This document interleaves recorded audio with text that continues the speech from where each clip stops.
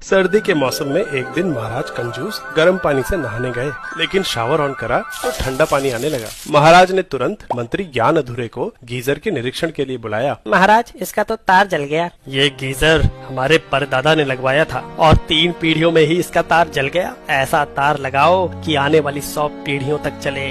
जो आ गया महाराज। मंत्री दुकान तार लेने गया, लेकिन वहाँ तो कई तरह के तार थे, कुछ पतले तो कुछ मोटे। पिछला तार गर्म होने की वजह से जला था, अब उससे पतला तार लूं या मोटा? कौन सा तार कम गर्म होगा? उसने फिजिक्स की किताब पढ़ी। तार का गर्म होना उसकी रेजिस्टेंस पे डिपेंड करता है, जो कि क्रॉस सेक्शनल एरिया पे निर्भर करती है। मोटा तार मतलब कम रेजिस्टेंस और पतला तार मतलब ज्यादा। लेकिन किताब में हीट लॉस के 2 फॉर्मूले थे। एक फॉर्मूले में तो रेजिस्टेंस बढ़ने पे कम हीट जनरेट होगी और दूसरे में ज्यादा। कौन सा सही है? एक्सपेरिमेंट करके देखता हूँ। उसने 1 और 5 ओम के 2 रेजिस्टर्स लिए और उन्हें ऐसे एक बैटरी से जोड़ दिया। कुछ देर बाद जब उन्हें टच करके देखा तो 1 ओम का रेजिस्टर ज्यादा गर्म था और 5 ओम का कम। मतलब ये वाला फॉर्मूला सही है, ज्यादा रेजिस्टेंस वाला तार कम गर्म होगा, वही लेना चाहिए। ज्ञान अधूरे ने पतला तार ले लिया, जिसका क्रॉस सेक्शनल एरिया पिछले तार का 1/4 था, तो सेम लंबाई के लिए इसका रेजिस्टेंस 4 गुना ज्यादा होगा। वो खुशी खुशी पतला तार लेके गया और गीजर से जोड़ दिया। पर ये क्या, गीजर ऑन करने के थोड़ी देर बाद ही तार जल गया। ये क्या हुआ?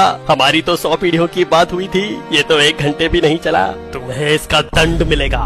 महाराज, एक और मौका दे दीजिए प्लीज। एक और मौका तो मिल गया, लेकिन मंत्री ज्ञान अधूरे से गलती कहाँ हुई? मंत्री के एक्सपेरिमेंट में बड़े रेजिस्टर पे हीट लॉस कम हुआ, वहीं गीजर में तार का रेजिस्टेंस बढ़ाने पे हीट लॉस बढ़ गया। हाँ, ऐसा कैसे हुआ? क्योंकि तुम्हारे एक्सपेरिमेंट में रेजिस्टर्स पैरेलल में लगे थे और गीजर में सीरीज में। बैटरी से लगे दोनों रेजिस्टर्स के अक्रॉस वोल्टेज फिक्स था, इसलिए इस फॉर्मूले से हीट का सही अनुमान लग गया, जिसमें रेजिस्टेंस बढ़ाने पे उसके अक्रॉस हीट लॉस कम होगा। गीजर वाले सर्किट में 2 रेजिस्टर्स सीरीज में लगे हैं। एक रेजिस्टर है गीजर की कॉइल और दूसरा इस तार की रेजिस्टेंस। इस केस में दोनों रेजिस्टर्स के अक्रॉस वोल्टेज अलग अलग होगी, लेकिन करंट बराबर होगा। इसलिए यहाँ हीट लॉस का ये वाला फॉर्मूला इस्तेमाल करना ज्यादा सही रहेगा। ये करंट ओम्स लॉ से निकाल सकते हैं। गौर करने वाली बात यह है कि हीटर का रेजिस्टेंस तार से बहुत ज्यादा है, इसलिए मोटे और पतले दोनों तारों के लिए करंट की वैल्यू लगभग बराबर होगी। क्योंकि पतले तार का रेजिस्टेंस 4 गुना ज्यादा है, इसलिए तार में हीट लॉस भी 4 गुना हो गया और तार जल गया। मंत्री ज्ञान अधूरे अब मोटा तार लेने आया, लेकिन ये 100 पीढ़ियों तक चलेगा क्या? एक पीढ़ी भी चल जाए तो मेरा काम हो जाएगा। वैसे हम हीट लॉस का वोल्टेज वाला फॉर्मूला भी इस सीरीज सर्किट में इस्तेमाल कर सकते हैं, दोनों रेजिस्टर्स के अक्रॉस अलग अलग वोल्टेज ड्रॉप निकाल के।